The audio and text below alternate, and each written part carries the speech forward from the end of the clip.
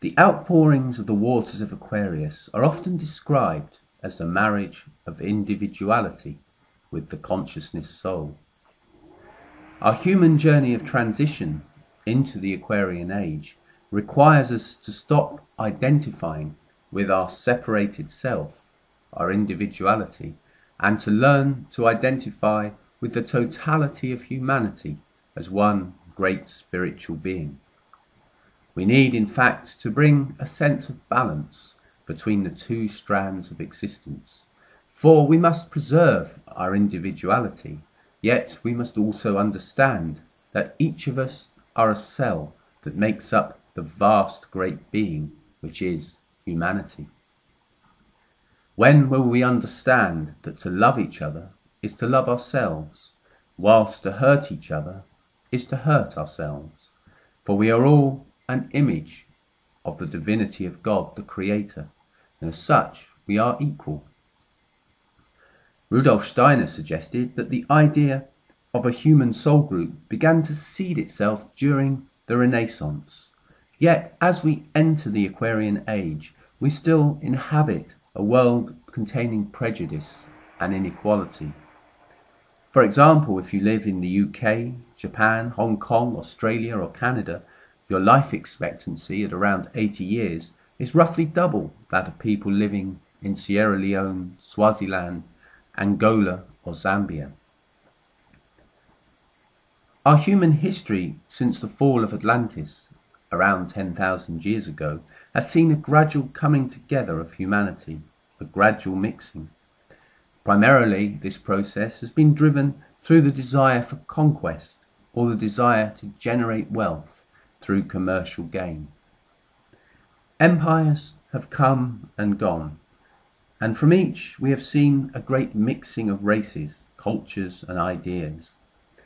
The real esoteric importance of empire was not in amassing wealth, but in exchanging energies, ideas and ways of doing things. For example, the British Empire in India gave the Indians their mind or intellect, which has been the dominant characteristic of the West.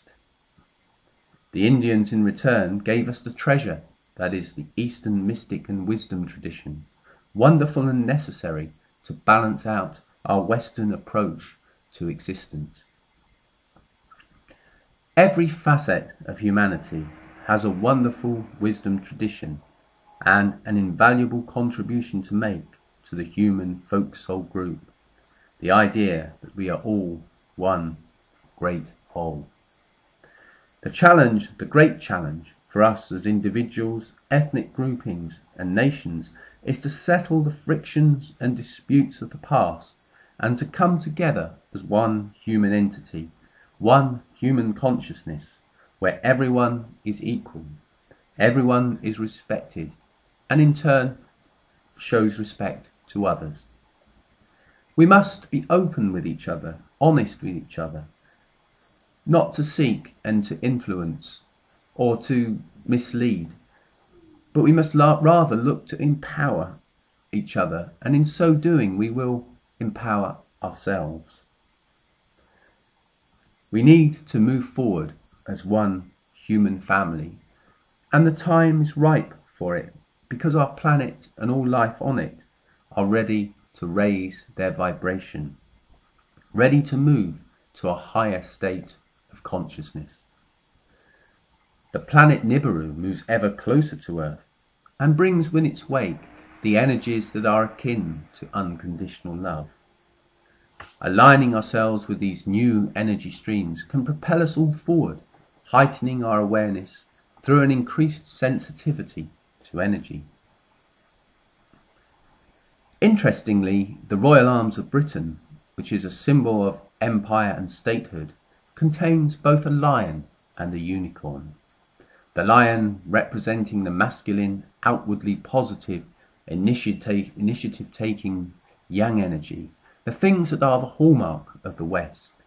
The unicorn represents the feminine, the energies of intuition, emotion and instinct, perhaps the yin. The crown sits between the lion and the unicorn on the royal arms, but it is no longer about empire or about crowning heads of state.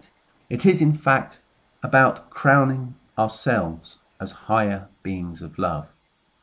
And our task is to now balance the masculine and feminine within each of us, and so bring forth the birth of the higher self, the Christ within us. And in so doing, we unite the hemispheres of the brain and the energies within it. I am he, as you are me, as you are he and we are all together. And through many lives we have lived, where we have all been different races and different gender, it is now time to realize that we are all one and to come together. We must begin to accommodate ideas of interconnectivity, because the coming reality is one where we are all linked energetically. In fact, we are linked energetically now, but we do not perhaps realize the implications at the current time. We will all have to work hard at keeping ourselves in balance and empowering others to stay in balance, and this can only be achieved through selflessness, respect, and unconditional love for others. Imagine being attached energetically to someone halfway across the world, being able to feel what they feel.